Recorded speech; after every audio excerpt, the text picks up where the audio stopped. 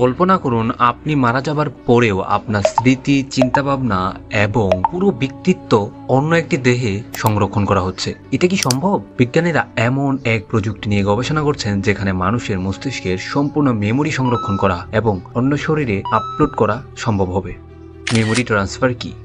এই প্রযুক্তির মাধ্যমে মানুষের ব্রেনের নিউরাল কানেকশনগুলো ডিজিটালি স্ক্যান করে সংরক্ষণ করা হয়, যা পরবর্তীতে অন্য মস্তিষ্কে বা এআই সিস্টেমে ট্রান্সফার করা যেতে পারে। এই ধারণার উপর ভিত্তি করে তৈরি করা হয়েছে অনেক সিনেমা এবং বৈজ্ঞানিক কল্পকাহিনী, কিন্তু বিজ্ঞানীরা বলছেন এটি শুধুমাত্র কল্পনা নয়, বরং ভবিষ্যতেও বাস্তবে রূপ নিতে পারে। কিভাবে কাজ করে? ব্রেন কম্পিউটার ইন্টারফেস BCI, যেখানে নিউরাল লিঙ্কের মতো প্রযুক্তির মাধ্যমে মস্তিষ্ক থেকে তথ্য সংরক্ষণ করা হবে। মেমোরি ডাউনলোড, মানুষের সমস্ত স্মৃতি ও চিন্তাভাবনা ক্লাউড স্টোরেজ বা কৃত্রিম শরীরে স্থানান্তর করা হবে।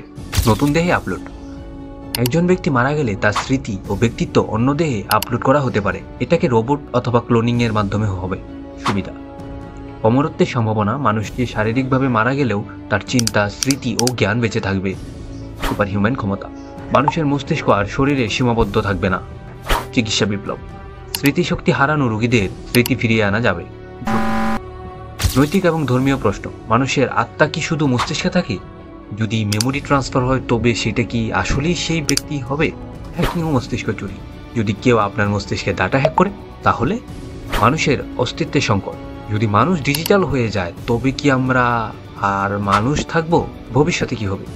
দেখুন, এই বিষয়টা নিয়ে অনেকগুলো প্রশ্ন আমাদের মনে রয়ে যায় এবং কিছু ঝুঁকিও রয়ে যায়। ভবিষ্যৎ কি হবে?